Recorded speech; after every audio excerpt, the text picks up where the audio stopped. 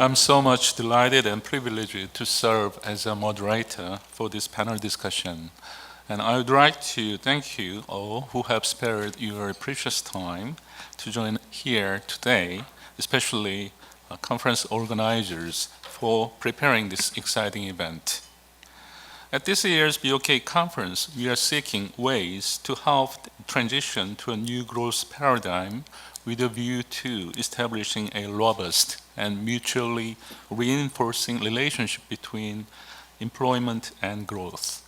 To this end, we've had 4 sessions to understand the post-crisis changes in the relationship between growth and employment from both supply and demand sides of the labor market.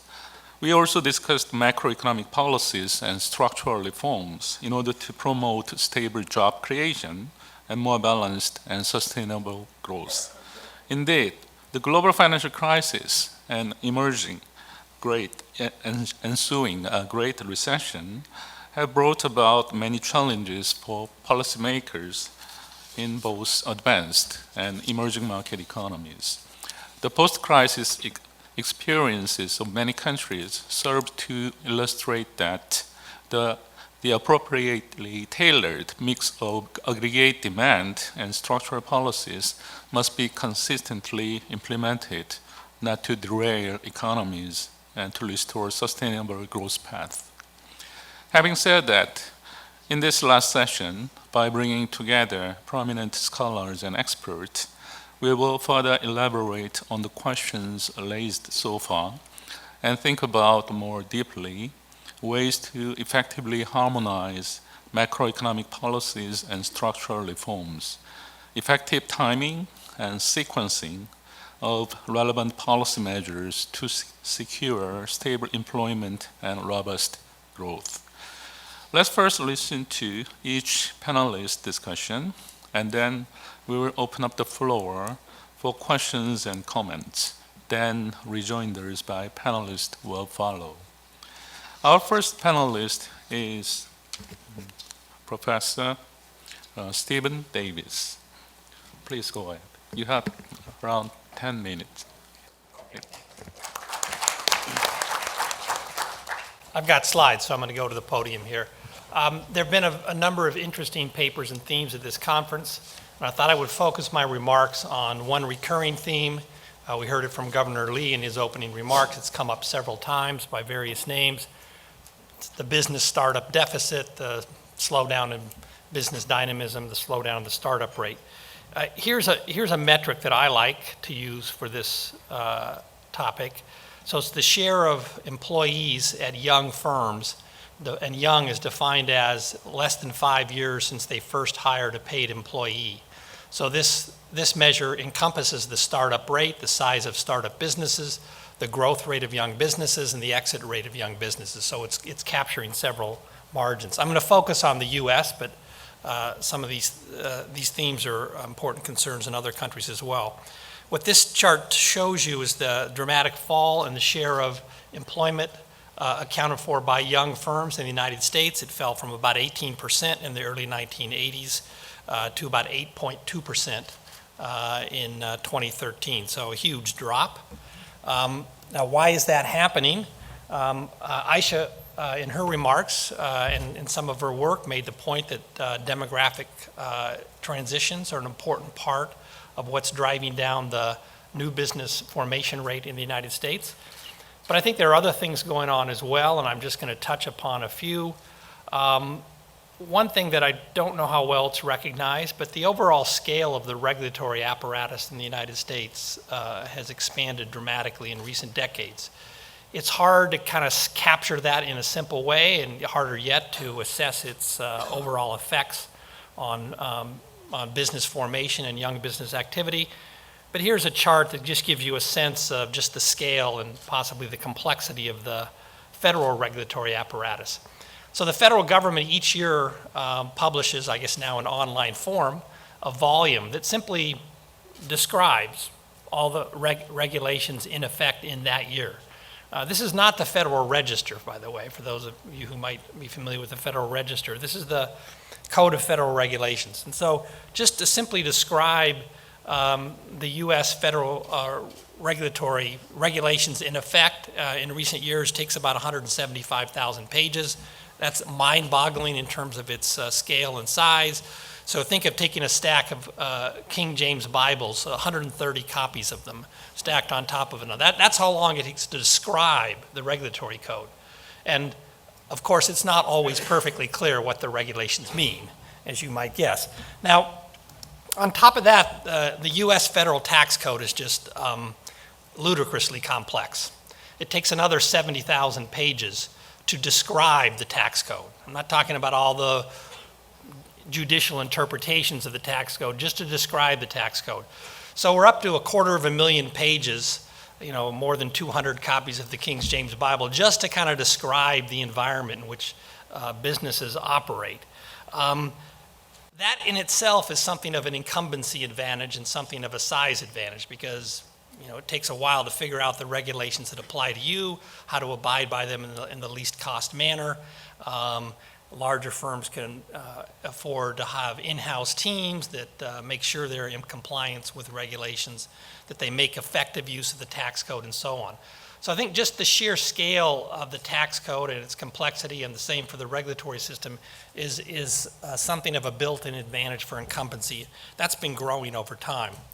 Now, it's even harder to kind of get a handle on the overall scale and scope of regulations at the state and local level. They've also expanded dramatically. Its land use regulation has expanded dramatically at the local level in the U.S. And then here's just one example of the dramatic expansion in regulations at the state level. This chart shows the share of the workforce that is in jobs that are covered by government-mandated licensing requirements in the U.S. So these are typically at the state level. There were only 5% of all jobs in the U.S. were licensed in licensed occupations in the 1950s. That's up to 25% by 2008. Now, to kind of make it worse, most of these state-level licensing restrictions are not reciprocal across states. So you have to go through a bunch of onerous hoops. And I want to give an example. You shouldn't, I'm not saying we should never have licensing restrictions, but in my view, the majority of these are incumbent protection devices. And here's an example. In many states, in most states in the U.S., in fact, I think it's more costly and burdensome in terms of time and exams you have to pass and so on to become a hairdresser, to get your license as a hairdresser, than it is to get your license as a paramedic, the guy who goes around in the ambulance and tries to revive you when you've had a heart attack and there's no doctor around. So I think of these, and it's a bit of a generalization, but I think of these as incumbent protection devices. Now, what do they do to mobility of workers? Well, they impede business formation because they raise the cost of starting a new business. You have to actually be licensed to be a hairdresser or a tree trimmer or a dog groomer or a florist. These are all occupations that are licensed in one or more U.S. states. Here's a nice chart from a recent report from the White House that shows the difference in migration rates within state and between states for workers who are in licensed occupations versus other workers. And the within-state migration rates are not much different between those who work in licensed occupations and those who do not. But the between-state migration rates are considerably lower for those in the licensed occupations. So it's easy to see that this kind of licensing restriction impedes the geographic reallocation of jobs and workers in the wake of shocks, like the housing bust, that had very different effects on the U.S. economy. Now, here's another chart, this one showing all countries, and this is just a plot of per capita GDP against a particular measure that's drawn from the World Bank's Ease of Doing Business studies. So there's 15 or 18 different indicators of the ease of doing business that the World Bank tracks. The frontier is defined here as take the best perform, for each indicator, find the best performing country. And then imagine all countries perform at that level. Okay, and so there's a correlation here. You probably don't want to take this as just a simple causal relationship, although there is evidence to support some notion of causality running from ease of doing business to economic performance. But what this does indicate is that there's vast differences across countries, in the ease of doing business by the World Bank indicators, and that every country is well inside the frontier, defined this way in at least certain indicators.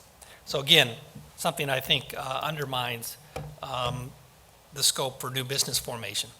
Now, thus far I've talked about kind of some long-run factors that, especially in the U.S. in recent years, I think have become less favorable to young businesses and to new business formation.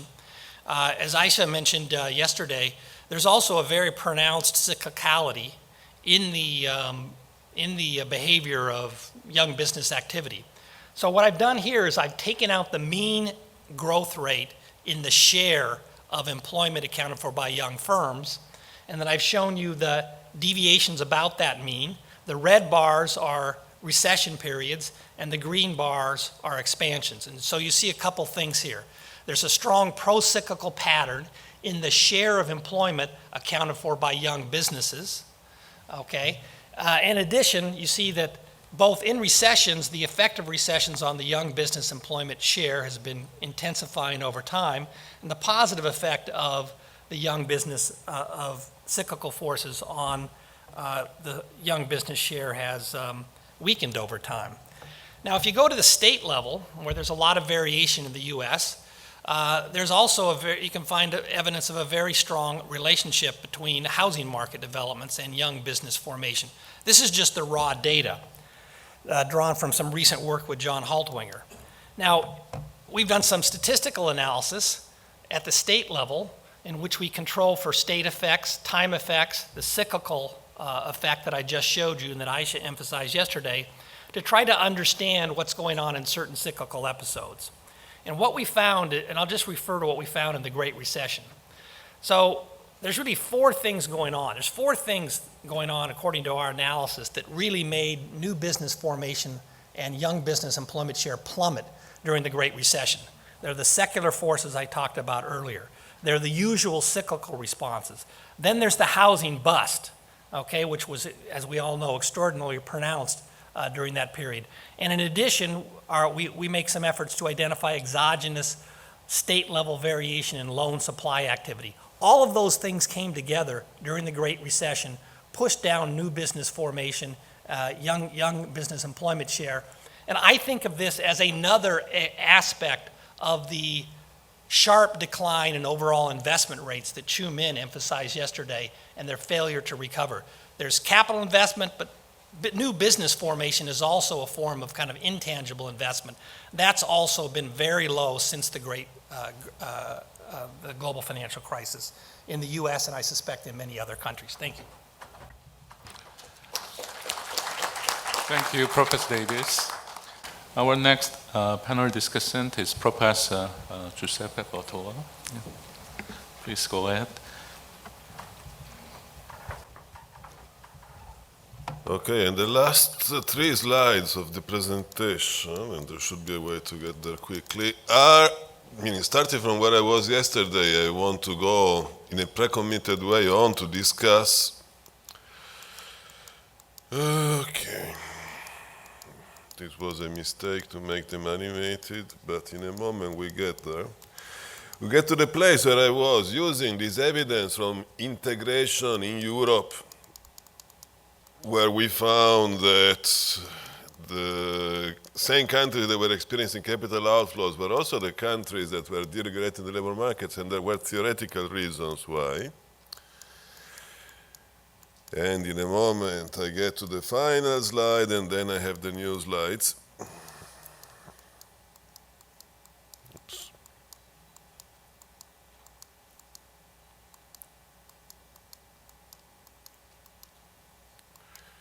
Okay, this is where I was yesterday, and then the continuation and comparison to other people's contribution to this very interesting conference is based on the fact that after integration, in Europe at least, we had disintegration. And I was making a case that labor policy and finance are very intimately related. And in a financial crisis, in an integration crisis, what do structural reforms actually do?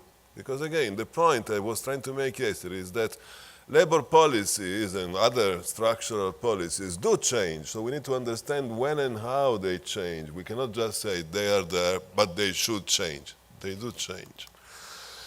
The point I was making yesterday was that flexibility is good, but not necessarily everywhere and not necessarily for everybody. So when the world changes, people like Keynes, they change their views about policies. In the US, if you think about it, rigidity came back in a little bit of a way, and it's difficult to think about unemployment as a good thing. But if you think about the evidence there is that extensions of unemployment benefits did increase the intensity, but especially the duration of unemployment in the US. It could be a good idea. Why? Because unemployment is bad, but think about the alternative. And the alternative to unemployment could be starvation, and then it's a good idea to sustain aggregate demand with unemployment benefits. In Europe, what was the problem? In Europe, the problem was the opposite. The same countries that resisted structural reform needed to become flexible, and especially because the IMF and the European Commission, they were all on their back trying to get them to do these flexibility things. And again, it cuts both ways, because on the one hand, it's a good idea to have flexibility, because these countries are also countries that need to reallocate factors of production out of the non-tradable and into the tradable sector to rebalance.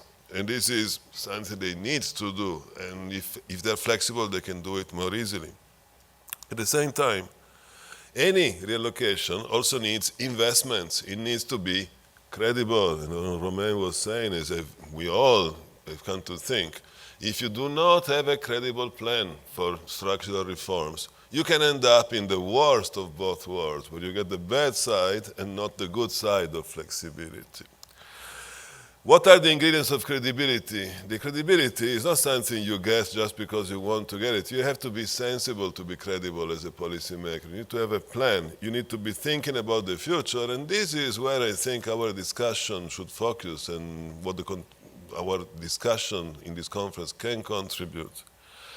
Dogmatism is out. I wrote this before I heard all the other presentations, but now everybody, even the IMF and the OECD, they don't think there is a one right thing for everybody. They don't have a religious attitude towards structural reform. They have this it depends attitude. If we are going to give structural reform advice, then we should be thinking that employment and growth are not something that happens in isolation. They happen internationally. There are international connections. There will be reasons why something that works in a country need not work in another country. And the other thing that we have been emphasizing in the conference, I wrote it before, but now I think everybody has been saying similar things, labor policies also need to be credible, because even as they promise higher productivity, in the short run they can amplify instability. There are two mistakes that luckily nobody is making in this room, I hope. And one mistake is thinking the structural reforms are the magic wand that solves all problems. You take a country, take Korea, take the Philippines, structural reform, everything goes away. The other bigger mistake that we might be making, but we are not making, is to think that saying that structural reforms work very well will make structural reforms happen. Because the public, the politicians, they're not stupid. They know there are pros and cons. They need to be convinced. Basically, the way to do structural reforms, and this is the end of my pre-committed slides, and I have 3 minutes to connect some of these things to what we've been saying. The idea is to admit, even though we would like all markets to be perfect and complete, in reality, policies and institutions do serve a purpose. And then we have to keep in mind the purpose as economists, as policy advisors, and argue for change of institutions in light of changes in the environment. So we cannot say employment protection is completely nonsense. We can say employment protection is something that was a good idea in Europe in the 1960s or 70s or whenever it was introduced, and maybe needs to be reformed now. To me, the key rationale of having these structural policies is financial market imperfections, informational imperfections. Even product market regulation starts with an informational imperfection in mind and then can degenerate into protection of the incumbents. Labor market risk is very difficult to ensure, and we can all relate to the idea that something should be done about it. The key change, there are many changes, demographics, lots of other things change, computers, but the key change, I think, to understand what is going on in many countries is international integration. International integration is not a free lunch, it's not something that automatically makes everybody better off. Structural reforms do come in a related way to international integration because systems start to compete. Integration of markets without integration of policy and politics does imply that structural reform becomes more attractive. The problem is that structural reforms, as we've been saying this morning, is not a free lunch in two ways. One is not a free lunch in terms of fiscal costs, but also is not a free lunch in terms of welfare terms, like Adriana's presentation made sure we all understood. You cannot just solve all problems. You can get closer to the frontier. And what is the problem we have in every country now? Suppose that politics, like it says here on the slides, are the kind of good politics, forward-looking policies, thinking about the future, striking deals, is not what we're getting in many countries these days, including in the US. And then we have a problem of having a problem that we do not even understand what the problem is. And then finding a solution becomes extremely difficult. One thing I wanted to spend my last 1 minute and 30 seconds on is what is going on in Europe, and especially in France and Italy, which are the two countries I live in, alternate weeks. There is this thing of reforming labor markets, and it's extremely difficult, but what is happening illustrates empirically what I think we know in terms of theory. There are two elements. One is employment protection legislation. Employment protection legislation is this kind of thing that maybe would need to be reformed because it's more important for workers to change firms to be productive. But it needs to be reformed at the right time. And again, politicians understand these things better than some economists, better than me even. So they are trying in both France and Italy to time the employment protection legislation reform with a hoped for exit from the crisis, which unfortunately is a gamble because if it works, if somehow the Fed hikes the rates, the euro depreciates and we get a boom, it's the right time to do it, but we don't know. And so they need to try and see what happens. The other thing that is going on is the payroll tax, and there is evidence from Italy that payroll tax is the way to increase employment. It's easier, but it's not inexpensive. Final 5 seconds. We can be in the worst of both worlds, because we can make either honest mistakes in the timing of reforms, meaning we hoped there would be a little bit of a boom in Europe, it was the right time to do employment protection, and then oops, we get another crisis, mistake, macroeconomic mistake. And it's credibility, and credibility again is something that Romain said is crucial to this kind of policies. You need to have the right expectations, and because we cannot fool people, the right expectation can only be engendered by this kind of understanding what are the pros and cons and having a political agreement, which unfortunately, again, is the problem now, not a problem I can solve, but at least we can discuss it. Thanks.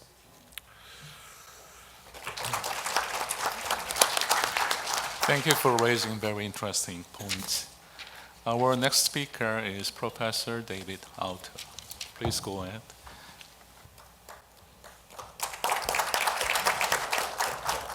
Thank you. I don't have slides and I don't have particularly structured remarks, so I'll just take a couple minutes and hopefully leave time for the floor. I just want to discuss 4 points briefly.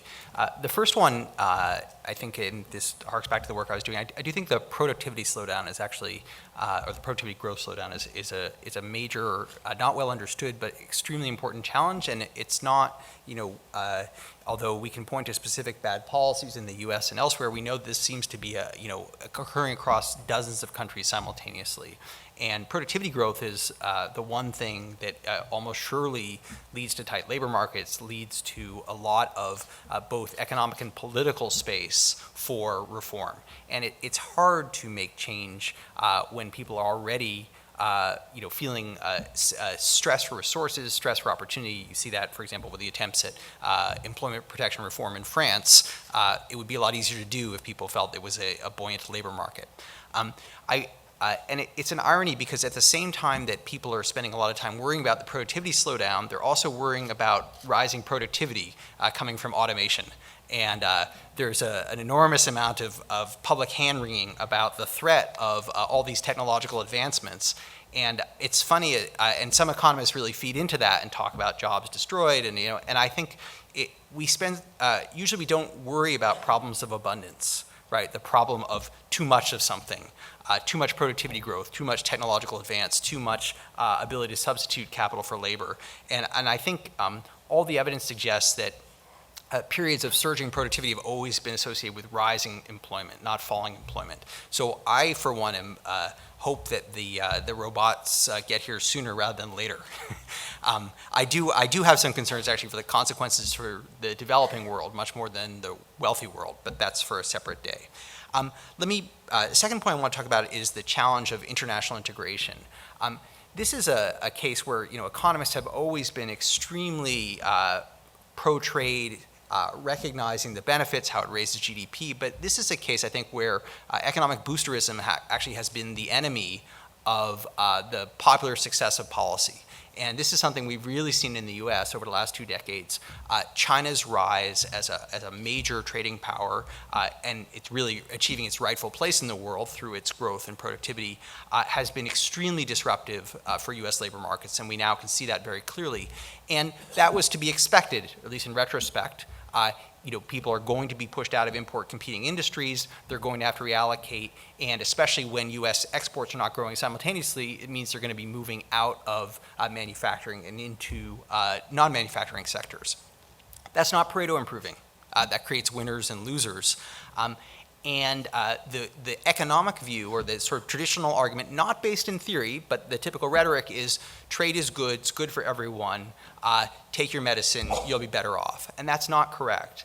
And we now see very clearly what the consequences are, and not just the economic consequences, but also the political consequences. And this refers to work that I've been doing with David Dorn and Gordon Hanson and Kaveh Majlesi, showing that trade-impacted areas in the US have been particularly prone to political polarization, election of extreme right-wing or extreme left-wing candidates. And I think that's a consequence of mismanagement of policy, because clearly the net gains to the U.S., as well as the rest of the world, but to the U.S. specifically, have been positive from our integration with China, but not for the people who are most directly impacted. No amount of reduction in the price of goods and services is going to compensate for long-term employment loss. So recognizing those costs earlier and being forthright about we're going to have to make some adjustment would have probably been, in the long run, beneficial not only for policy and for workers, but for politics itself. The same goes with immigration. We see this immigration challenging occurring throughout the developed world, and this is another case where economists tend to either say, to view it as all benefit and no cost. And the data sort of support them more there than in the case of trade, but I suspect that's never going to be a winning argument. And so we should recognize, again, that these types of changes, when you're asking populations to adjust, the simple economic argument that it's all gain is not sufficient, and that the politics itself constrain the action space, not just our economic understanding, and taking into account the political response in a forward-thinking way might actually make adjustment much more feasible.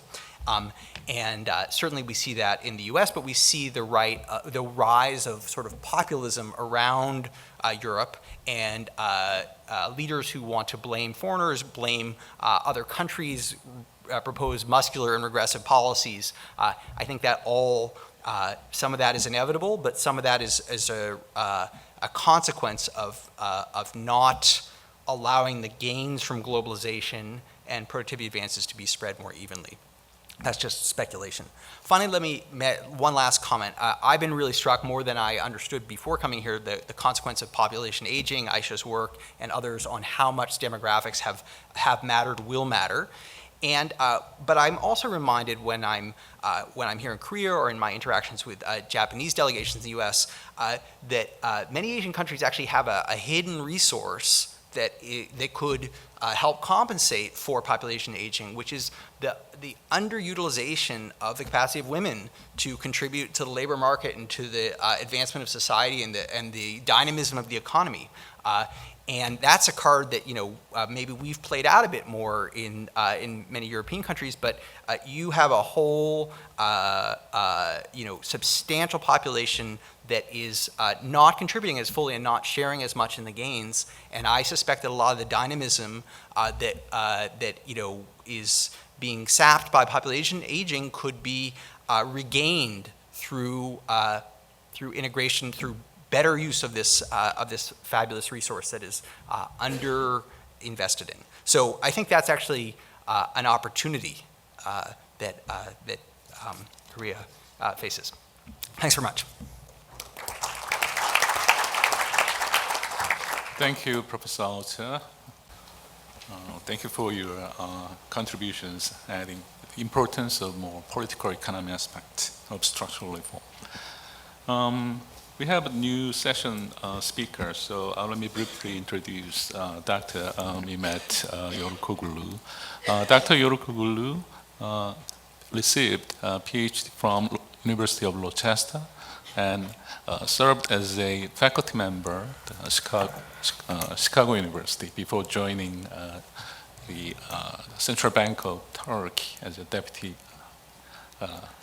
governor. Please go ahead. Thank you very much. Before I start, I would like to thank Bank of Korea for organizing such an excellent conference and for giving me this chance to share my views. Now, to me, the defining moment of this conference was yesterday when Andrew Levin said that we should be considering increasing the retirement age. Mandatory retirement age, because I was planning to talk about this. I was planning to tell a Turkish story because we have an important experience in that because we changed retirement age very significantly in Turkey a decade ago.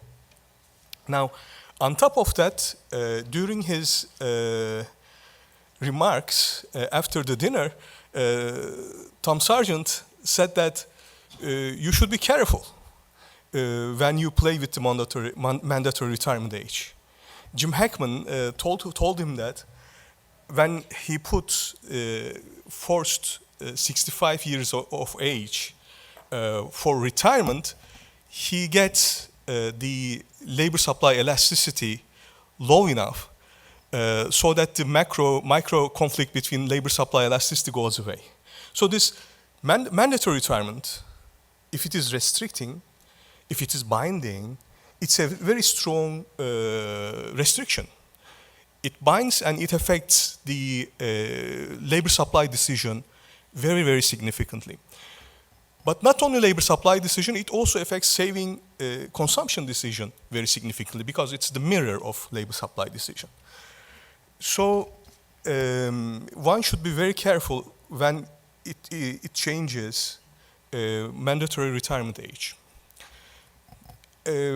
At first, yes,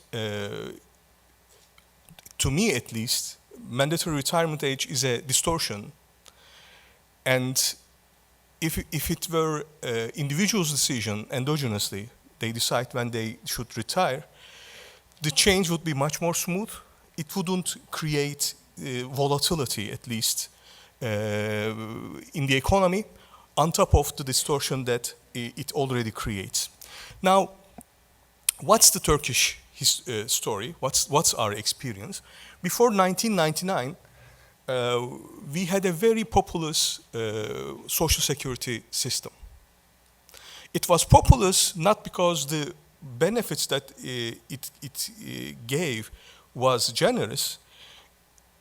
On the contrary, the benefits was not generous. It couldn't be. It was populist because of the very young retirement age. On average, before 1999, people in Turkey used to retire at ages of mid-40s. My father retired at age 51. My father-in-law retired at age 48. Who was an officer, army officer. They used to retire at earlier ages, at age 48. But on average, people used to retire at like 45, 46, around mid-40s. So, in the end, they have a longer retirement period compared to their working period. The benefit that they get, although Turkey had the demographic bonus premium those days much more than it does now, dependency ratio was very low. Even with that, program, it was a pay-as-you-go system as well. The government couldn't provide enough benefits for a very long lifetime after retirement. So what people were doing was when they work for 25 years on average, when they work, they were also saving heavily because they will retire. Retirement benefit is not high enough, and they will need extra savings for a very long period of time. That was keeping savings rate high in Turkey, relatively high. We didn't know that. Now, so after 1999, gradually, the retirement age increased by 20 years. 20 years, very significant, up to age of 65. Although it was gradual, but the jump was 20 years, almost doubling the working 25 to 45 years of working years, and remaining retirement days period is also relatively short. So what happened in Turkey is gradually savings rate declined by around 8%. So Turkey used to have about 20% savings to GDP ratio a decade ago, and we had relatively little current account deficit. After this change, savings rate gradually dropped by around 8%, and by 2010, Turkey's current account deficit jumped to 10%. We couldn't understand that. Initially we were thinking that yes, savings rates are going down. Turkey is an open economy, financially open economy. We need these savings. We have a young population. I mean, we need other saving. We have a young population. We need to invest. So we have this high current account deficit. But recently, I realized that that's not the story. There are a lot of countries with obviously young population. They don't have high current account deficit or saving deficit. I realized that recently, the problem is with the social security system. The big change in the retirement age. Initially, it was very distortive, very inefficient. So it was a big improvement to do that. But once you do it, suddenly, discreetly, 20 years at a point in time, you are distorting, you are changing all the savings consumption decision of all individuals, especially young individuals. So I modeled this using an OLG model, typical retirement model, and the model is very successful, actually, showing that saving rate after such a change, saving rate declines, especially savings of young people. So Tom was right. You have to be careful. Although you are improving, so social security system is very inefficient, distortive. We start with a very distorted economy. We are improving when we increase it, but since we are not doing it smoothly, where it would be smooth in an endogenous environment where people decide themselves, we are creating such unintended consequences. For Turkey, this is a big unintended consequence because 10% current account deficit is huge. And that was one of the reasons why Turkey actually created Financial Stability Committee, because it was a financial stability issue. High current account deficit, high credit growth, and very low savings rate. So my point today is, as Turkey's system was then very distortive and inefficient, we are globally in an environment of at a very inefficient point in terms of social security system. We really need to increase the retirement age. That will solve many problems, including the very low real interest rates, I think, in the economy. Because if the retirement age is less than optimal, if you are forcing people to retire earlier than they would optimally, then actually they are oversaving compared to the optimal situation, because they have a longer period of retirement. They are oversaving, and this oversaving is cutting real interest rates. I think this has a lot to do why we have declining real interest rates globally, all over, because of increasing life expectancy. Current retirement age is too young. Now I have a few slides here, and recently I realized when I was preparing for this talk, there is a very recent literature working on health capacity to work at older ages for different countries.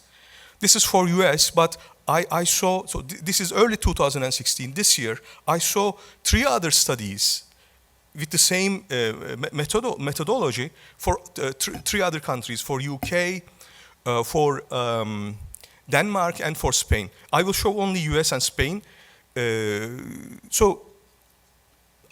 Can people work longer? What they are doing in these studies is, this is for US, they look at the health capacity to work at older ages. They compare it with earlier years. So what we have here is, for instance, take, so 1977 is the diamond shape, and 2010 is the triangle shape. Let's take age 61 in 1977.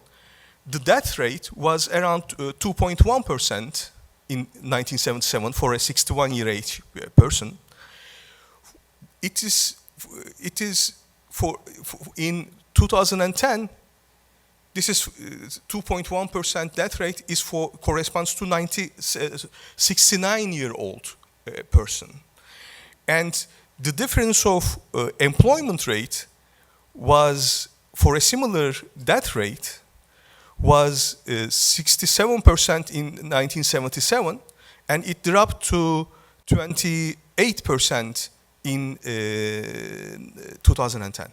So significant extra working capacity for older people. That was death rate. This is proportion in fair, poor, self-assessed health. This is a survey result. People say whether their health is poor or fair. This is their own assessment. We see a similar result. Take, for instance, age 55. Around 22% of people were saying that their health was poor in 1970s.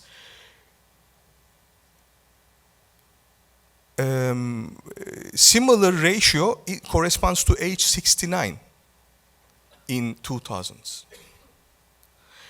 And the employment rate gap is huge, is like 50% for that health status. This is, again, proportion with activity limitation. This is a doctors give this point for everyone, a similar result.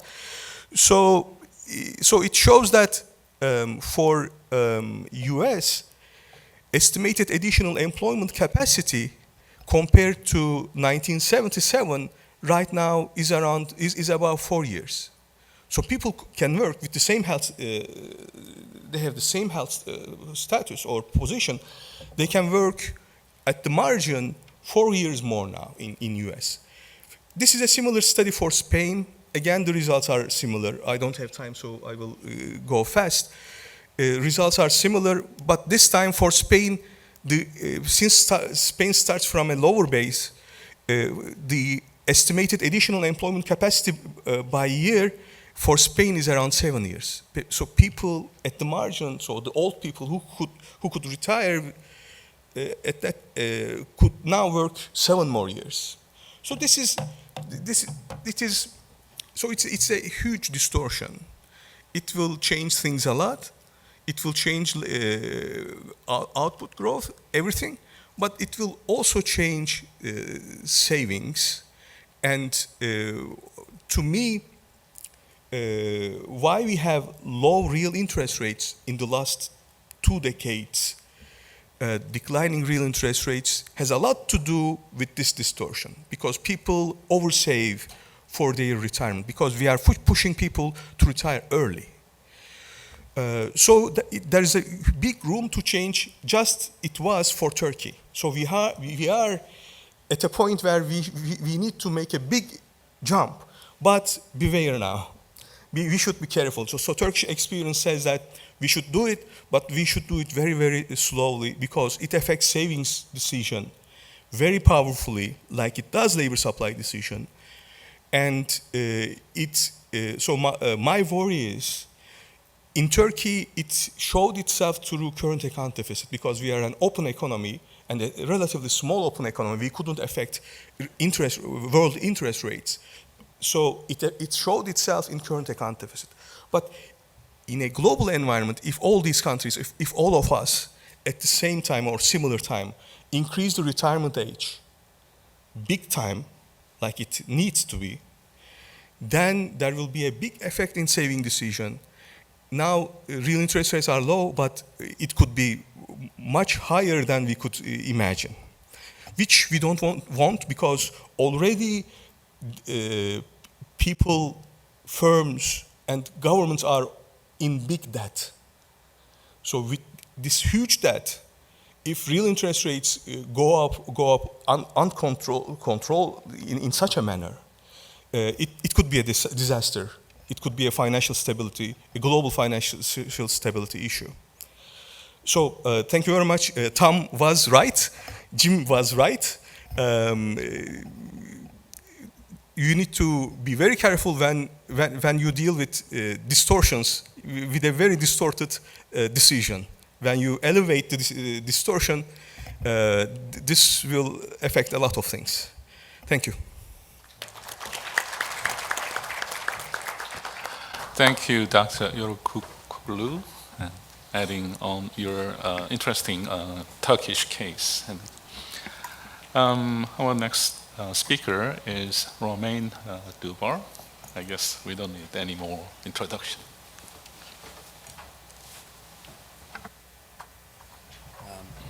Thank you.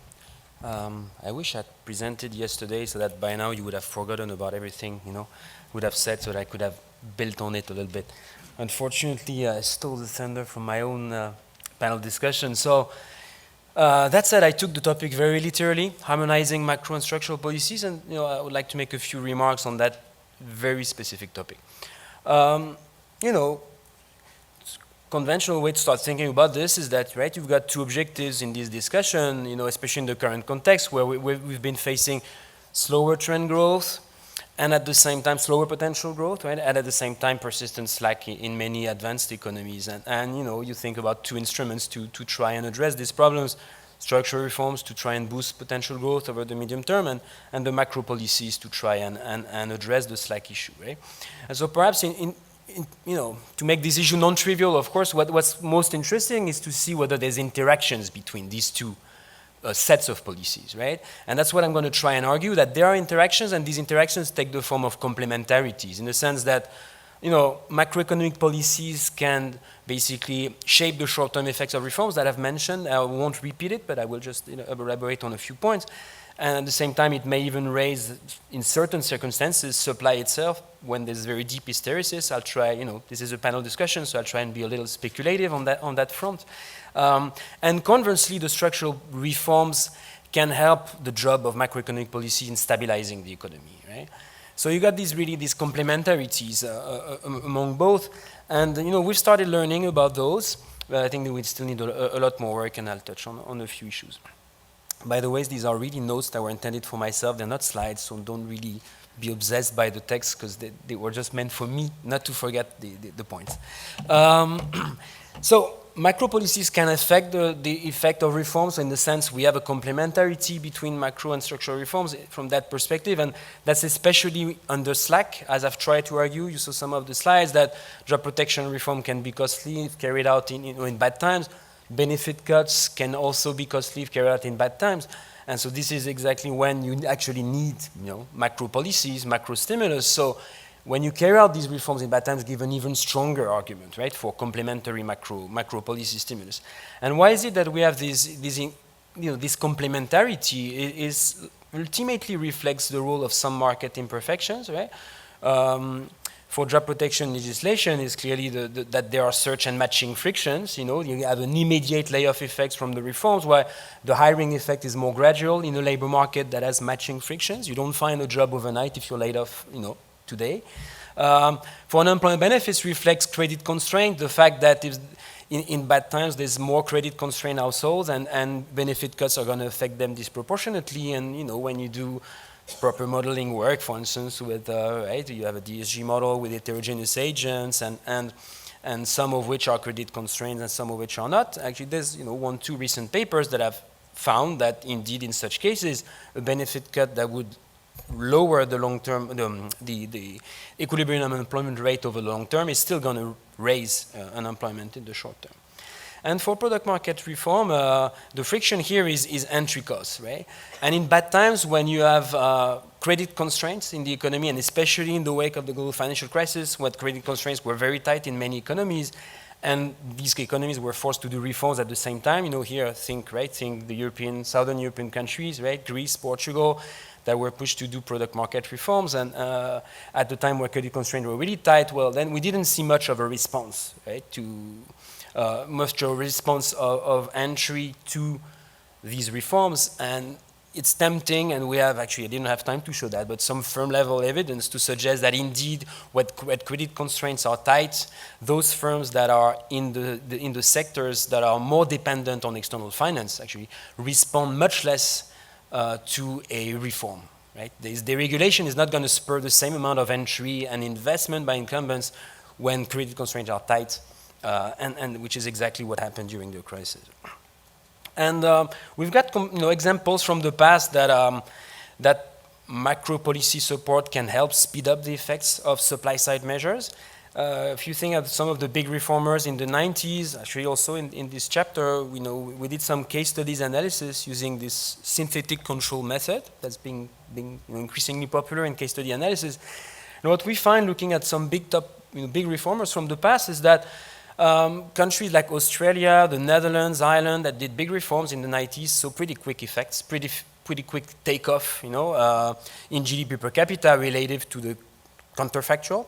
While a country like New Zealand didn't see that, and what's interesting, of course these are 4 observations, but still, interesting to know that among these 4, New Zealand was the country that actually implemented very tight macro policies exactly at the same time of the reform. This is when they moved to inflation targeting, were very much above the target, tightened monetary policy massively, and you didn't see, basically what you saw was basically even many years after the implementation of reforms, they were still below the counterfactual path. And as you may know, New Zealand has been flagged as a kind of poster child of reform that have sort of failed, right? Because it's very far from the frontier, despite having some of the sort of best labor and product market policies and fiscal policies that you can think of. There's an open question of whether there's even more complementarity between macro policies and structural reforms when you're stuck at the zero bound. I've touched a little bit on this.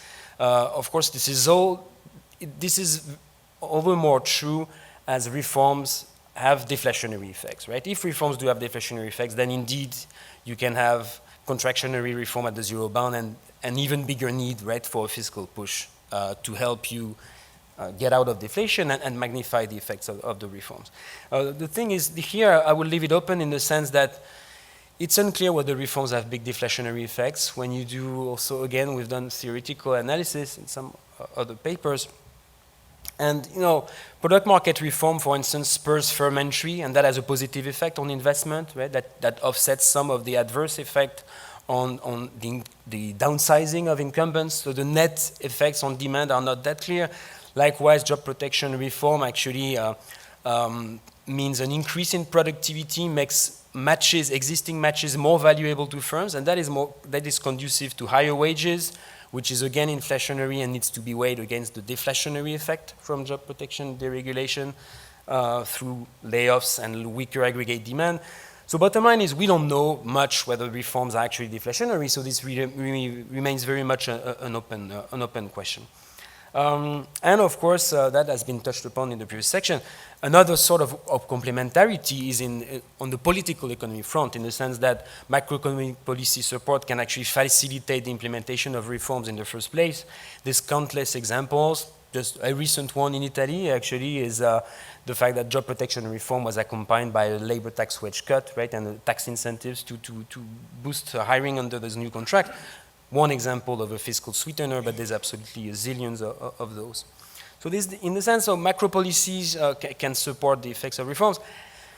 There's the broader issue of the fact that, in fact, there's a dividing, you know, there's a blurred dividing line in some cases between reforms and fiscal policy, in the sense that there's ways to implement reforms that at the same time provide short-term fiscal stimulus, which can be helpful in periods of slack like right now. For instance, a tax and spending reform that over the medium term would reduce the tax wedge, right, by shifting, basically cutting, you know, inefficient spending or raising less distortionary taxes, like property taxes, for instance, is a kind of structural reform, but that can also be implemented in a, you know, in a non-budget neutral way in the short term that would boost aggregate demand and again help the ongoing recovery, and that's something we've been, you know, at the fund advocating in a number of advanced countries. Another thing we've been advocating that has both a supply and demand component is to boost infrastructure spending, right? Makes a lot of sense when you're in slack, there's very low funding costs, multipliers are fairly high, will boost supply in the long term, and if you do it again in a non-budget neutral way in the short term, it will boost aggregate demand, so another complementarity. Now there's really the open question of whether macro policies affect supply more broadly. The hysteresis issue, it's come out pretty frequently throughout the conference, this issue.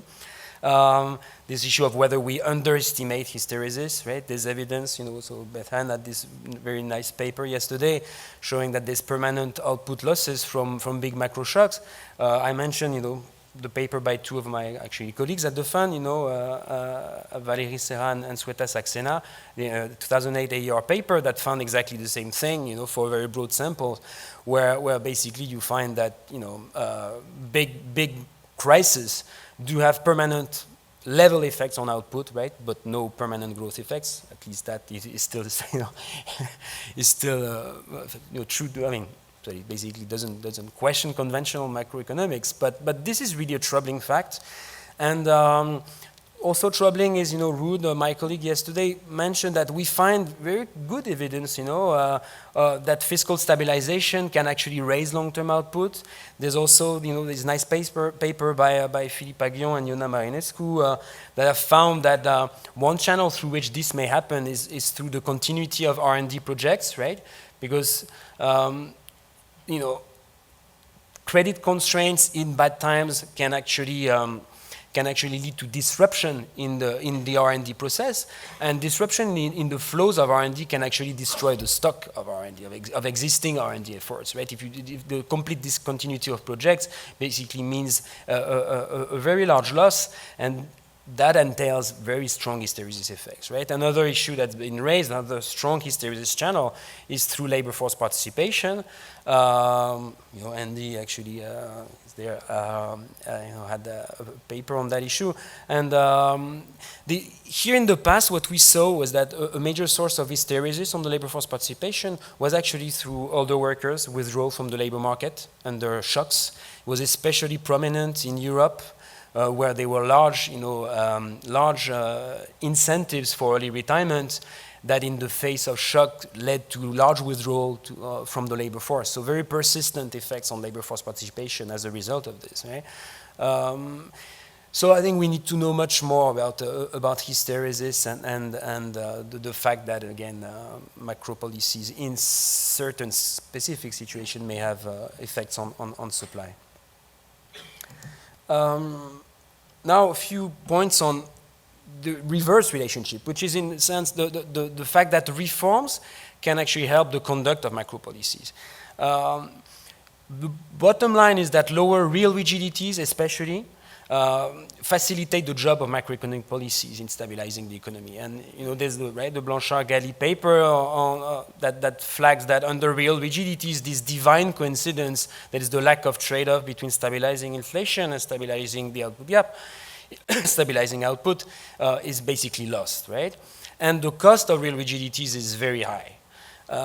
So precisely, structural reforms can lower real rigidities, lower the welfare cost of real rigidities, and facilitate basically the job of the central bank by making the trade-off less stark, basically.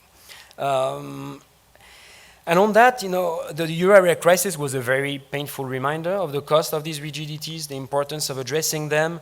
If you take the example of, say, Portugal, for instance, where actually in the face of a large adverse macro shock, which was essentially a sudden stop, needed fast adjustment and just couldn't adjust due to essentially rigid labor laws and a collective bargaining system that made wages very rigid, right? And a nominal wage cut was actually on top of that, even unconstitutional in Portugal, so that's a further deep built-in rigidity. So it's really important to address these rigidities to facilitate to facilitate macroeconomic adjustment and the conduct of macro policies. And that is especially crucial in the European, in the euro area, where actually it's not an issue of facilitating the job of macro policies, but facilitating just the adjustment of the economy in the absence of a monetary policy tool. And finally, I wanted to stress that reforms can also actually facilitate macro stabilization through other channels. And one is by lowering the risk of shocks in the first place. Yesterday was mentioned the idea that fiscal structural reforms can actually, especially addressing the debt bias, in corporate and household debt. These kinds of structural reforms can actually reduce leverage and therefore reduce the risk of very large adverse macro shocks that would be amplified through these leverage effects.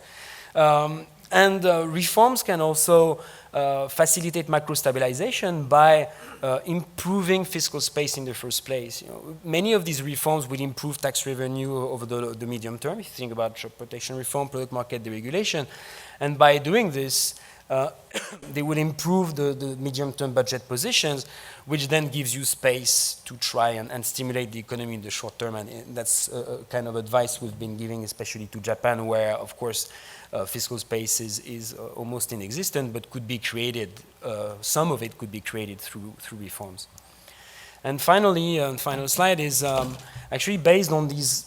So my main message is really this complementarity, right, between macro and structural policies. And in the context, in the G20 context, we've tried to basically elaborate on those in guiding principles that we've provided the G20 regarding reform prioritization. And in our advice on reform prioritization and sequencing, as Minju flagged yesterday, we flagged the importance of two considerations, one being the cyclical position of the economy, and the other one being the policy space on monetary and fiscal front that the economy has. And to give you examples of how we've been thinking about these issues in practice and the kind of advice we've been giving to countries, if you take an economy that operates close to potential and has macroeconomic policy space, then of course reforms should always just be prioritized based on the long-term payoffs, right? And so this kind of situation applies right now to countries like the UK or the US, even though we don't think structural reforms, I mean, there's a lot of structural reforms to be done in the US, to be sure.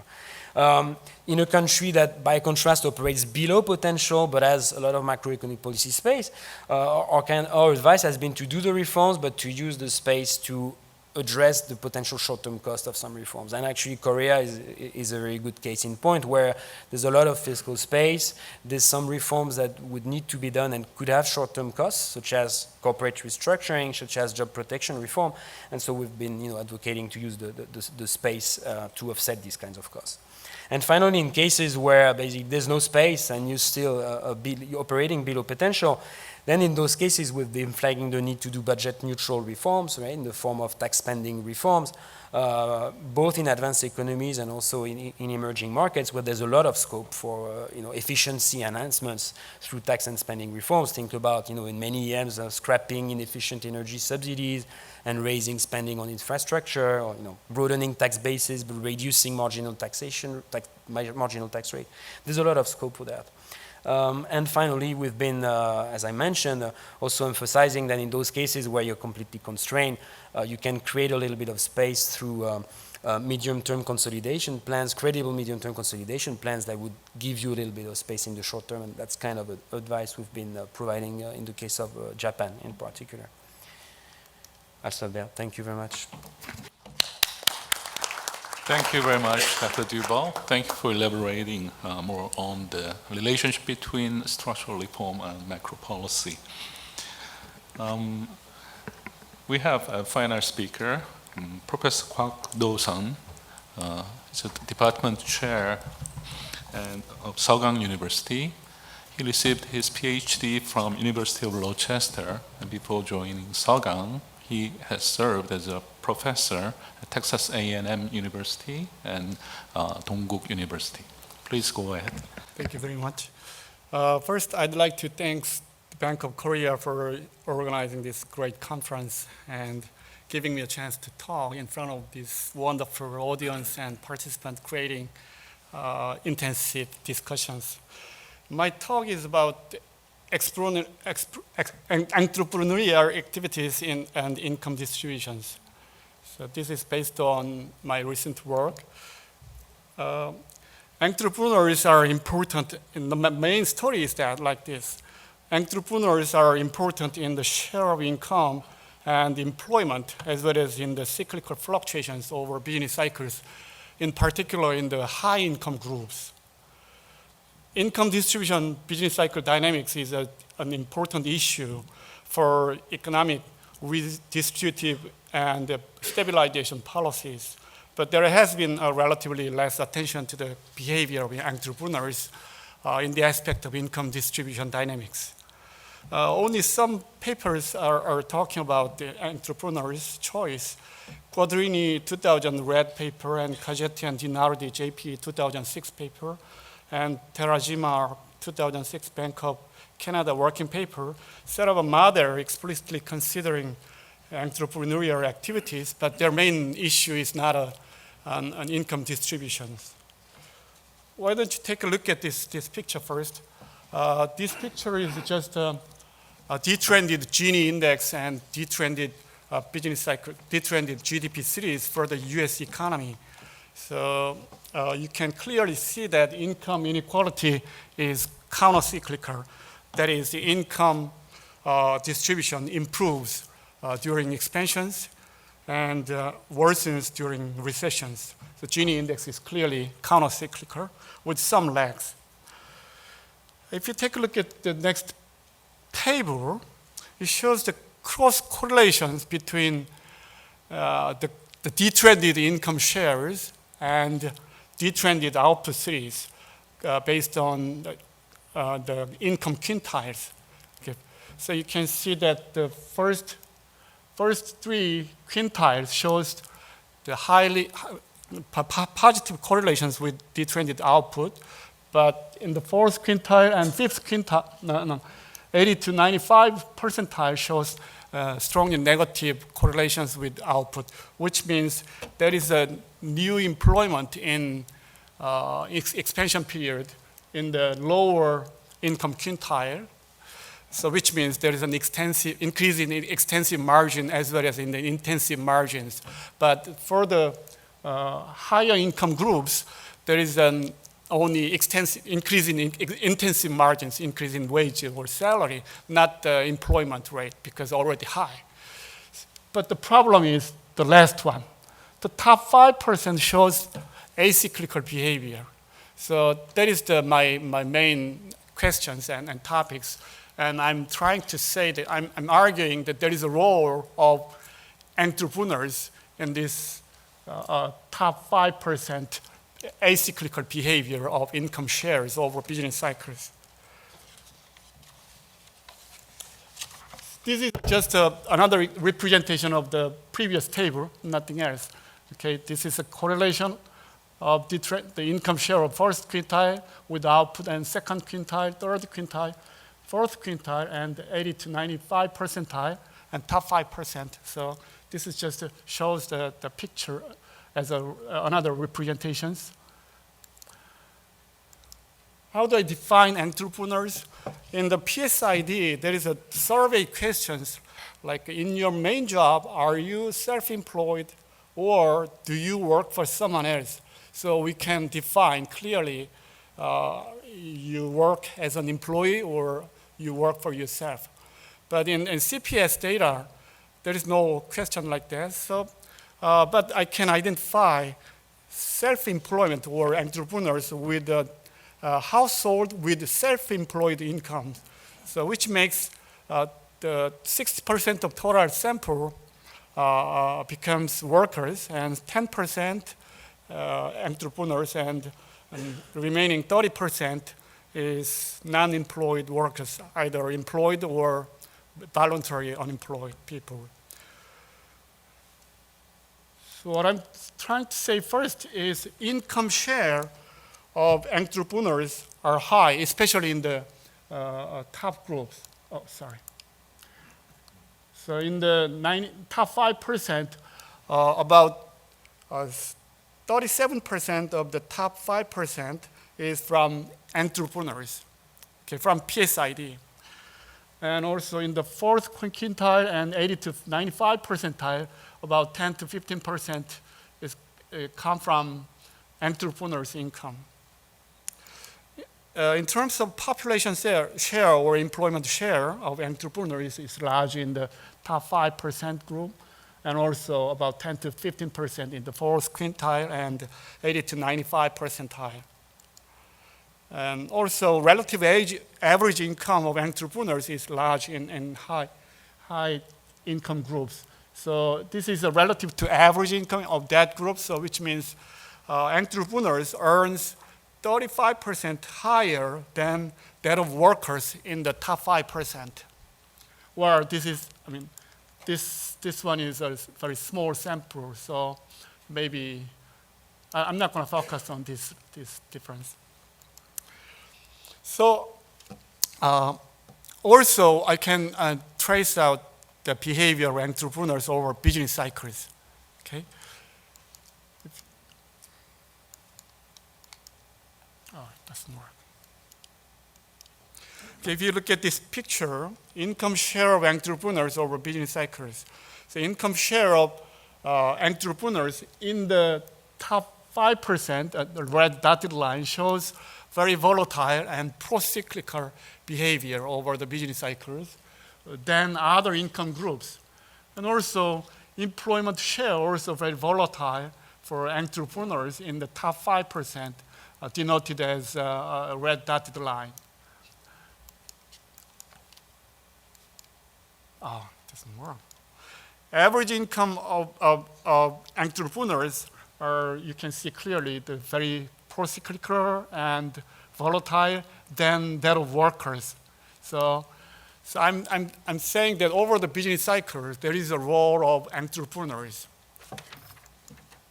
Another aspect of the business cycle property is transition probability metrics for income across the income groups. So I try to measure from the data, okay, PSID from 1983 to 1989, okay, you can clearly see that the people who are staying as entrepreneurs from the previous period, they are entrepreneurs. In the current period, entrepreneurs, they have a higher probability to move upward to the higher income groups than switching entrepreneurs from entrepreneurs to non-entrepreneurs. And also you can find the similar behaviors.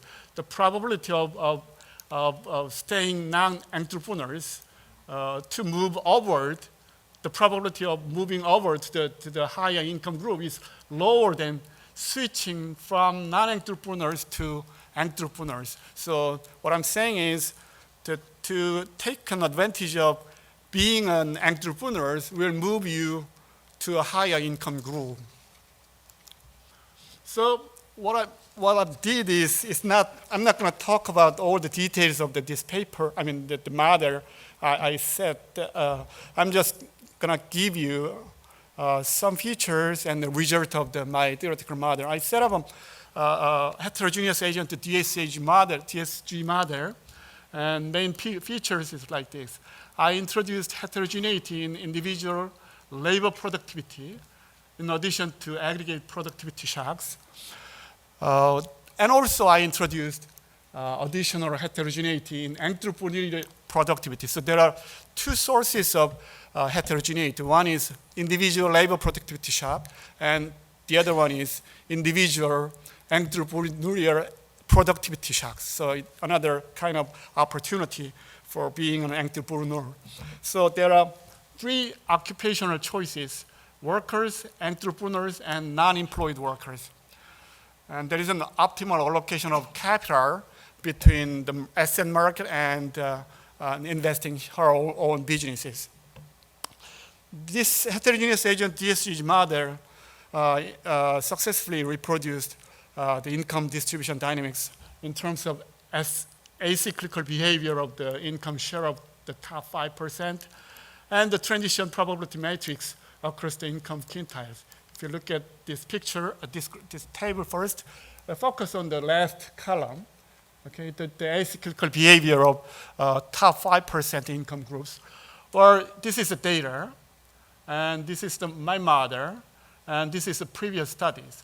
Previous studies are successful in producing a positive correlation for a lower income quintile and the negative correlation of income shares with output in high income groups. But the problem is in the top 5%. So what I'm saying is entrepreneurs play an important role to produce this kind of acyclical behavior.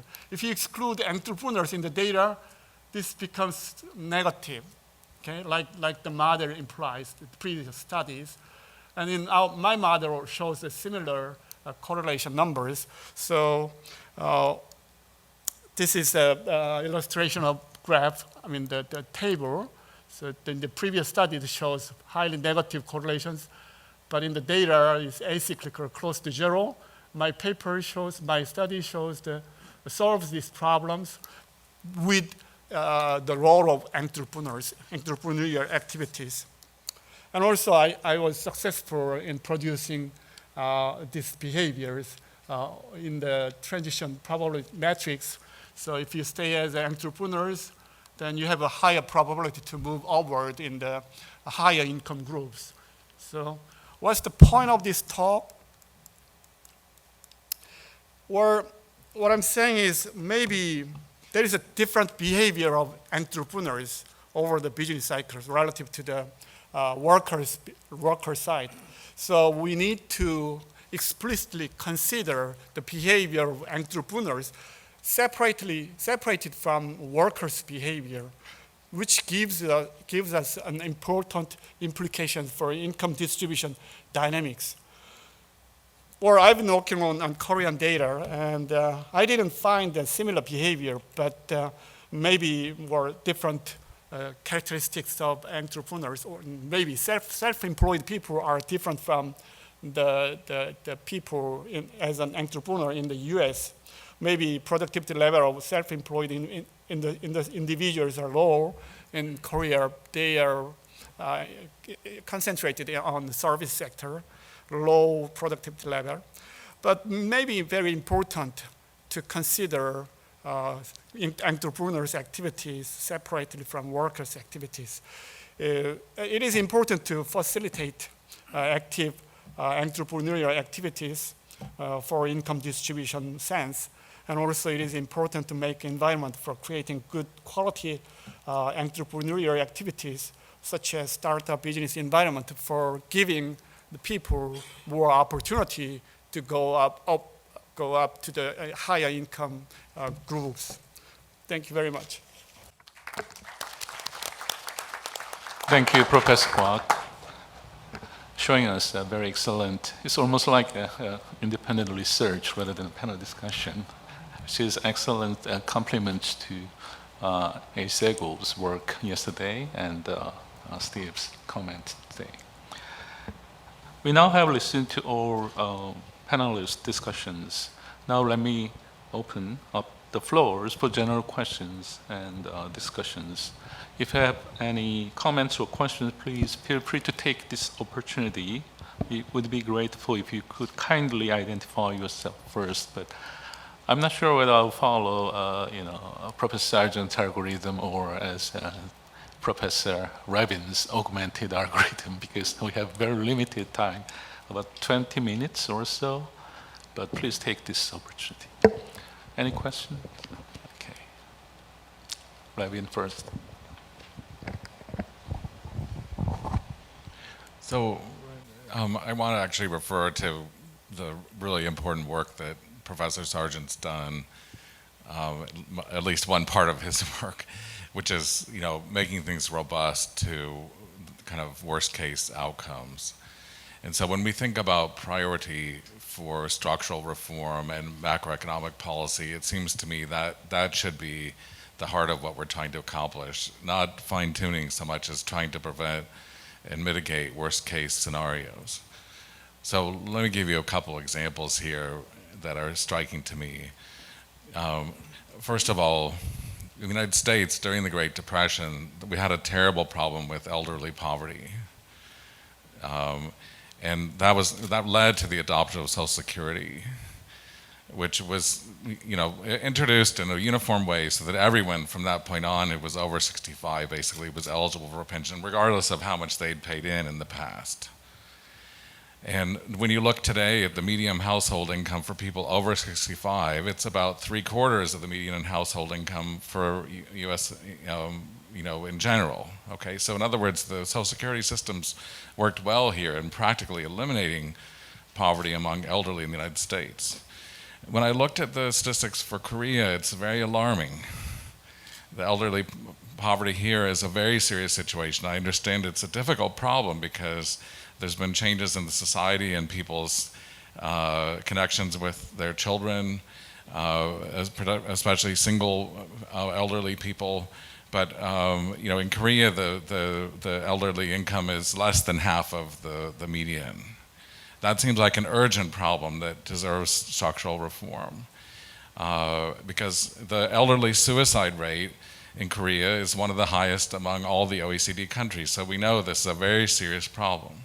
Now, turning to the United States, the urgent problems today are for people 18 to 25, who they're not in the workforce, they're not in education.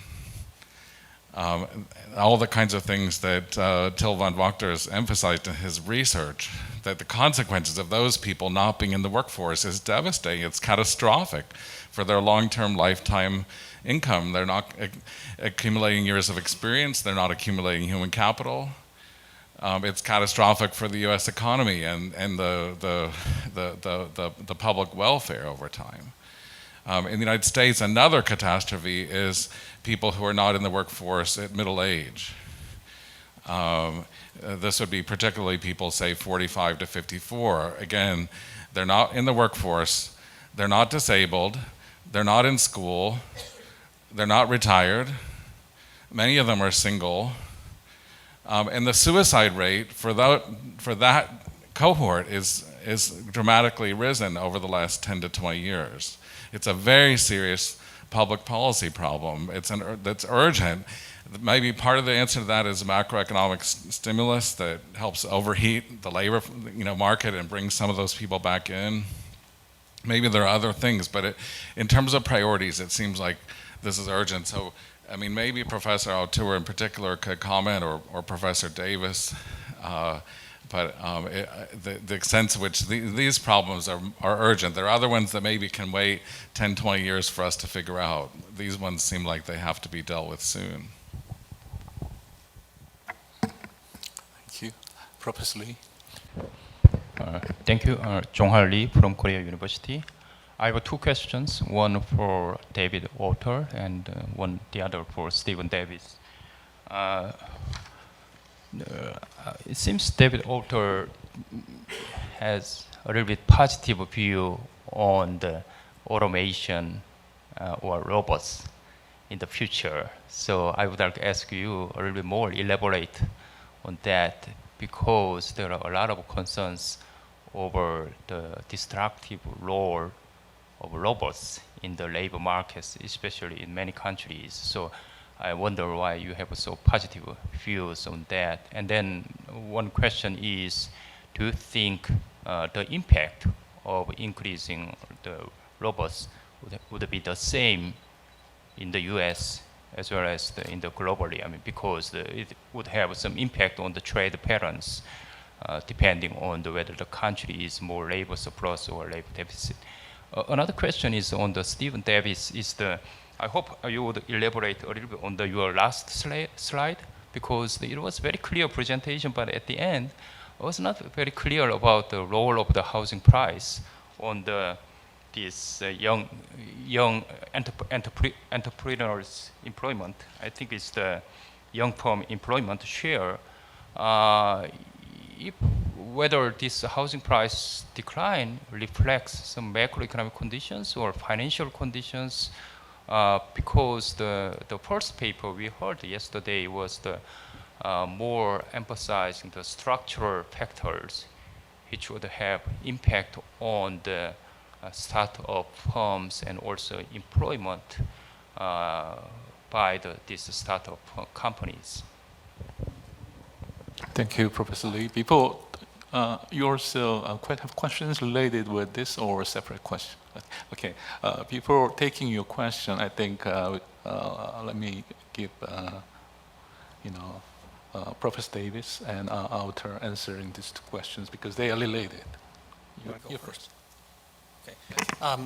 Thanks for the questions. A couple things. On Andrew Levin's points about the real, slow disasters in the making of the United States, I agree, are the younger end of the labor market.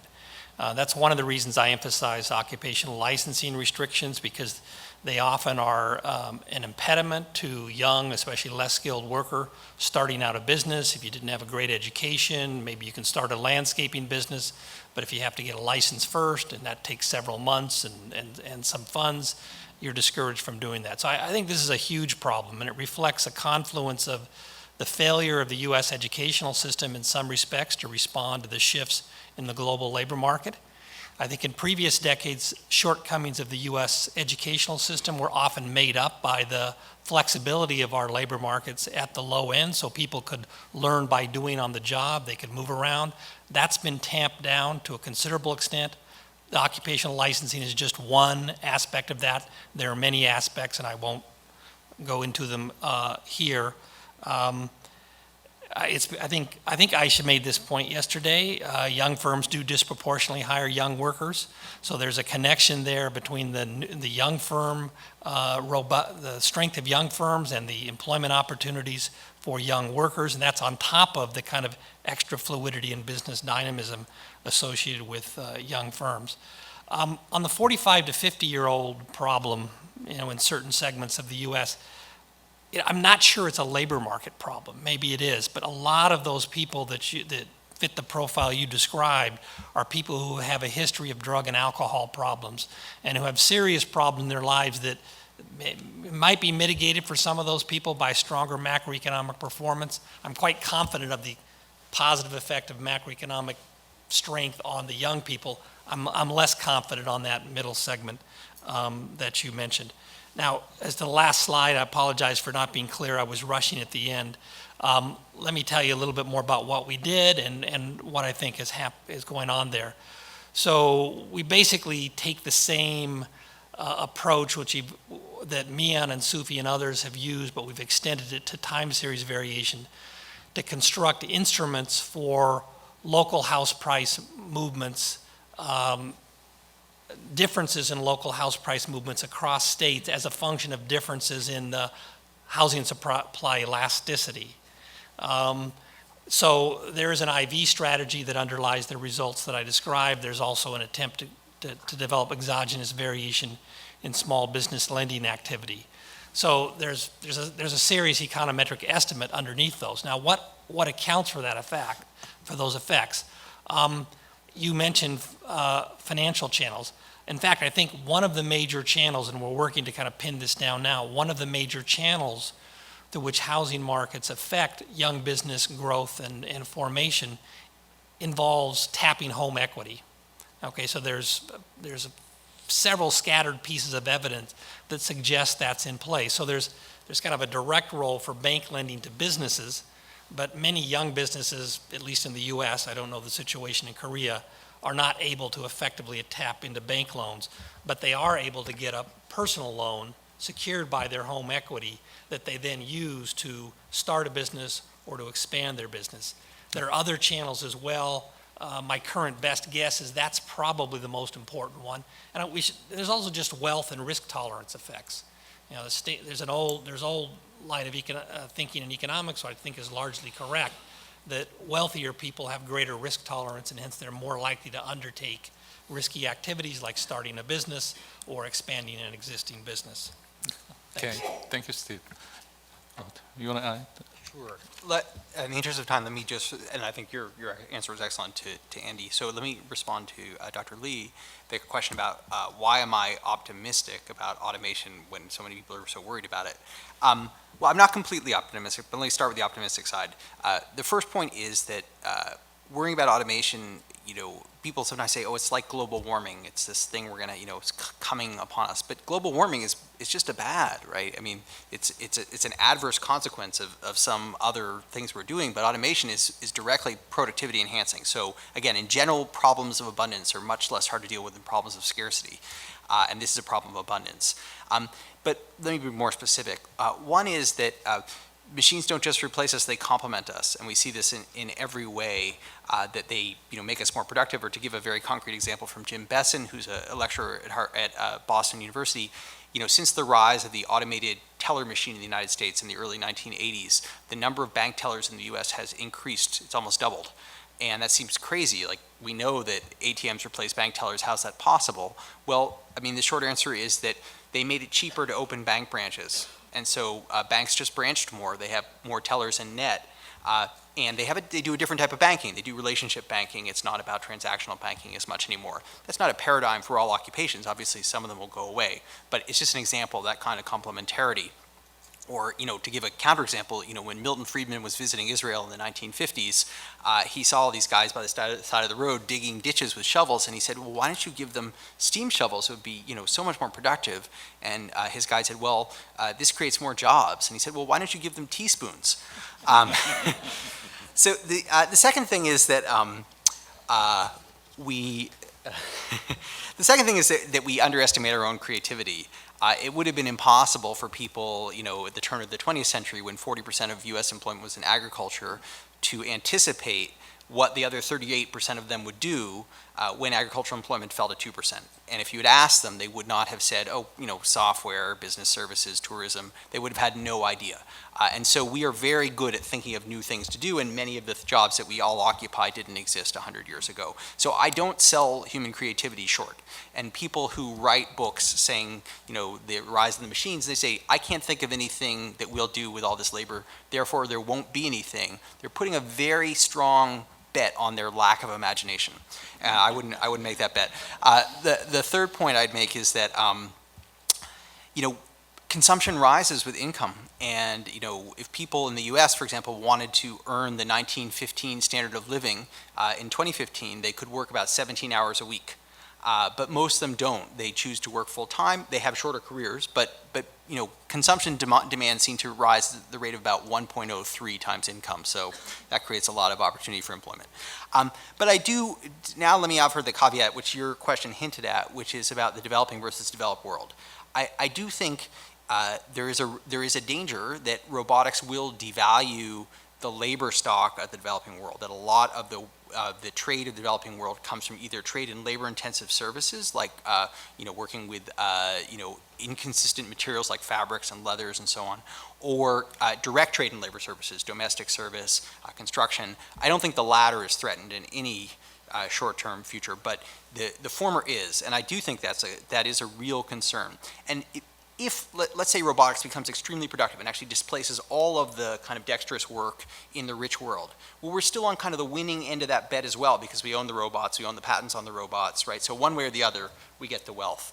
I think it's much more of a concern for the developing world. So that's the one point where I'm not as optimistic. Thank you, Dave. Thank you for saying something positive, which is very, very encouraging. We have two more questions, Dr. Wilson and then Dr. Fohnwasser. Hi, Beth Ann Wilson from the Federal Reserve. So one theme I'm picking up from this whole day and a half has been the importance of dynamism in economies, the importance of startups, of R&D, of entrepreneurship. And one unspoken aspect of this is that these are all inherently risky ventures. They involve risk, they involve loss. And one of the things I worry about is that we aren't addressing basically our attitude toward risk. And in three ways, I think this has been challenged. First, I think one of the legacies of the global financial crisis has been a fear of risk. And in our policies across the board, we are trying to de-risk, to protect ourselves. And one unintended consequence of this may be that we take measures that preclude risky activities and stifle the dynamism of economies. One aspect of risk is cultural, and for cultures or even across time periods or age groups, we have to recognize our biases and perhaps address them when we design policies. So in Ashgill's results, she assumes, and I think we all do, that startups are done by younger people. And we've inherently, in the looking at the demographics and the decline in startups, made an assumption that non-young workers or individuals will be less likely to engage in startup or risky activities, and maybe we need to change that. And in cultures and in Asian cultures in particular, perhaps, the attitude toward loss or failure will have to be addressed if you want to encourage startups, because growing up in near Silicon Valley, there is an attitude towards loss and risk and failure that is different and more accepting, and we have to make sure that becomes part of our policies. In particular, when thinking about how to encourage startups and new businesses, we have to be careful that our policies aren't ones designed to mollycoddle or protect. There has to be a churning, there has to be experimentation, and there has to be losses. And one unsexy aspect of this is that we have to have institutions like bankruptcy courts and bankruptcy laws that allow for the quick acceptance of loss and the moving on. And it would be interesting to see what the panel has to say about this. Okay. Professor Fohnwasser. Hey, Joe. This might be on a somewhat more depressing note. I have a question for Giuseppe Bertola, because it seems to me, as far as I understand correctly, that South Korea has there's an effort to resolve the problem that a large fraction of the labor force is on temporary contract and another large fraction of the labor force is on permanent contract, which is a problem that has dodged many Southern European countries, Spain, France, but in particular Italy. And so I was wondering whether you had any lessons of how, or of what are the thoughts on a successful transition from the dual model to a more maybe fair or balanced model? And it's a very hard question. I offer sort of a labor economist perspective, or maybe an American labor economist perspective. So one view is that employees value security, and so companies offer insurance profiles. So they essentially insure workers on the job for idiosyncratic productivity shocks, and that's sort of an old model, and there's some empirical tests of this model that seems to be true. So firms do offer, since workers value them, insurance profile, and workers pay implicitly for this insurance by lower wages. Right? And so maybe that's what happened in the 50s and 60s in Europe or in South Korea, that workers agreed to a lower average wage or a lower lifetime profile in exchange for these job security. And now there's the effort of renegotiation is taking place, and the fair question is sort of why do we need to go to this new model? Is it that wages have been set too high and companies can't afford those wage profiles, or is it that we need more dynamism and young companies cannot afford to pay to insure workers in this way? So I'd be curious what your thoughts are on that. Okay, thank you. Although we are getting hungry, let me take one more question from the floor, if you have any. Yes. Dr. Lee. Ilhong Lee, BOK. I have a question on Romain. Thanks very much for your presentations. And also thank you for taking the topics literally, because it was very helpful. You elaborated on the complementarity between structural reforms and fiscal policy, but not so much on the monetary policy. So my question is, do you have a view on this that you can elaborate? Some actually may add to this, saying that maybe you didn't because there is no monetary policy space left. Although other people might then say, well, you can venture into negative territory and that's infinite. Thank you. Okay, who's going to respond to Dr. Wilson and Professor von Matra? Okay. Yeah, two things. In response to Beth Ann Wilson's comments, I appreciated. Much of what I said about the regulatory barriers and so on can just be summarized as saying, let's reduce the sunk cost investment that it takes to start a business. Now, in other words, that doesn't address the attitude toward risk, but it does, for any given level of attitude, encourage more business formation. On your point about attitude towards risk and your suggestion that cultural factors are important, I think I agree. I think that's pretty clear. There's lots of evidence that people differ in their attitudes towards risk. There's lots of evidence that the propensity to start new businesses differs across family lines, across ethnic groups, and so on. So I agree with you. I don't think we know a lot about what shapes those cultural attitudes, other than we can see where they kind of originate from, we can see what their correlates are. But is there a role for policy to make people more disposed to entrepreneurship? I'm not sure. I do think in the US we see a long history of business groups that go out, like the Kauffman Foundation, and try to evangelize about business formation and teach others how to do business formation. That's probably a useful activity worth cultivating. It's largely a non-governmental activity, but one we might encourage, because in some communities there's almost no knowledge about what you would do in order to start a business and to run one successfully. And you need some of that knowledge, both the tacit knowledge you get by working in a business and the more formalized knowledge you might get by going to business school. Thank you. No one? Okay. Thanks. Still, this is the thing I could talk about for 13 hours and not reach any conclusion, but let me give you two thoughts. This duality, this coexistence of jobs that are very well protected, like tenured professors, and jobs that are not protected, is a very natural phenomenon. It happens all the time in every country to different degrees. When is it not a problem? It is not a problem when there are compensating differentials, but also where this coexistence of stability and instability happens over the career of a person over time, or is mooted within the family, so the father has a very stable job and the children and the wife have unstable jobs.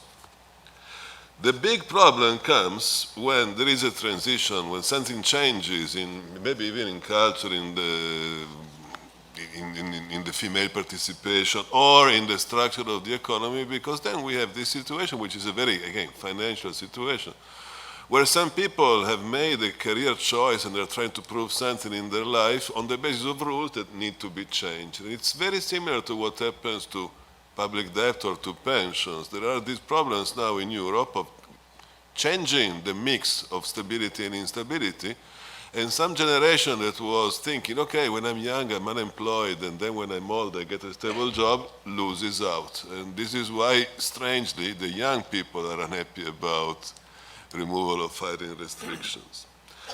That's it. I mean, it's just a thought. It's not just compensated differentials, it's also dynamics of alternance of these things that are possible solution and a possible problem. Thanks. Thank you. I think, can I add just a little more question on top of Dr. Lee's question, because aside from complementary law or monetary policy, given this missing divine coincidence, do you think monetary policy should consider more of labor market slacks, or in addition to inflation and or output gap? Thank you. Deep questions. Regarding the latter, maybe, no, it's just that if you're an inflation targeting central bank and you have a high real rigidity, for instance, because of labor market rigidity, and you're faced with a cost push shock, then basically, typically because typically what you would do would be to implement a more aggressive response, right?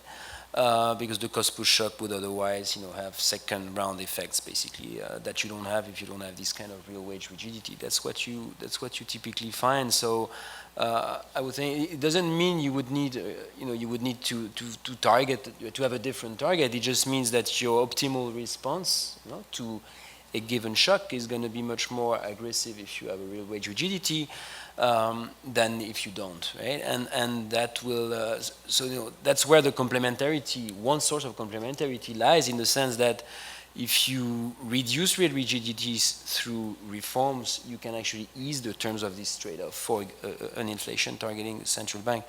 Now on Ilhong's question, perhaps the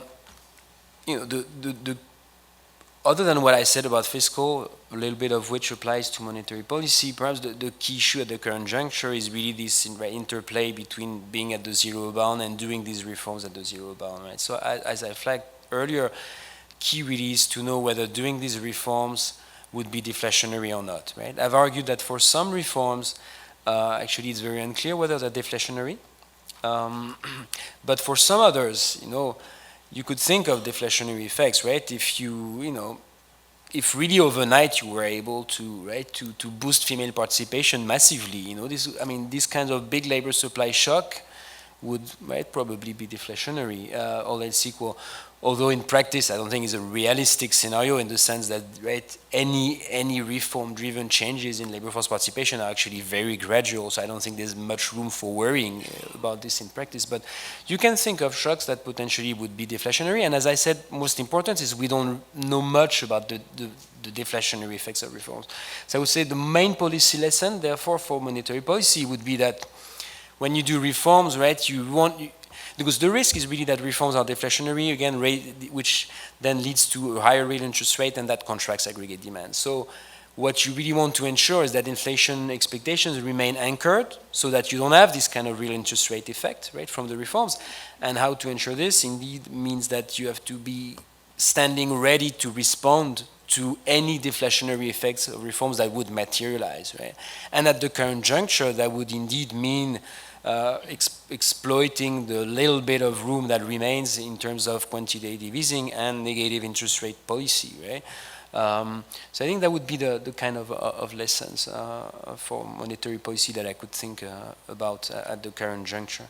Now, I just wanted to say one point on Til's question, which was to Giuseppe Bertola, but I thought I should say one thing, which is there's a big difference between the monetary and non-monetary components of employment protection legislation. And what you were describing was in a way a pure monetary component that would be optimally negotiated maybe between employers and employee, and which in a way some European countries could very well, try to replicate through law, right? Through severance payments, basically, right? And that part is fine, right? What most scholars have focused on, including Giuseppe Bertolas, maybe could have mentioned that, but I think Olivier Blanchard, Jean Tirole, many people are focused on trying to reduce the non-monetary components. That is really the part that is really pure waste, if you wish. And it's not a transfer; it's administrative cost, the cost of judicial procedure that lasts, that can last for a very long time. The cost of regarding the uncertainty surrounding the ultimate cost of layoffs. For instance, right in Italy, prior to the recent reforms, you would lay off a worker, would typically go to a labor court, and after potentially 2-3 years, right, you would have to reincorporate that person and pay all the past wages. Or maybe not. You didn't know ex ante, right? And it's really these kinds of things, right? These kinds of pure waste related to, again, administrative cost of layoffs and uncertainty surrounding the procedures that I think many of these reforms try to address, right? It's not so much about severance pay, which is indeed can be fine and may be optimally designed, actually, and people that have advocated, say, moving to a single contract, which actually would be, for many economists, the way to try and reduce dualism. They've advocated actually moving to, for instance, a profile of severance pay that would increase with seniority gradually over time, pretty much the way you would think would happen with optimally negotiated contracts between private agents. Thanks. Well, thank you. From the discussions yesterday and today, we once again realize how hard and challenging it would be to restore stable employment and balanced growth path from this present post-crisis recession. As we are faced with structural difficulties and increasingly limited policy availability, it becomes much more critical to carefully design and consistently implement a set of coordinated policy actions tailored to the specificities of respective countries. I hope the illuminating discussions today contribute much in this regard. This concludes the panel session of the BOK conference. In closing, I would like to thank you all once again, and please join me to thank all session participants with warm applause. Thank you very much.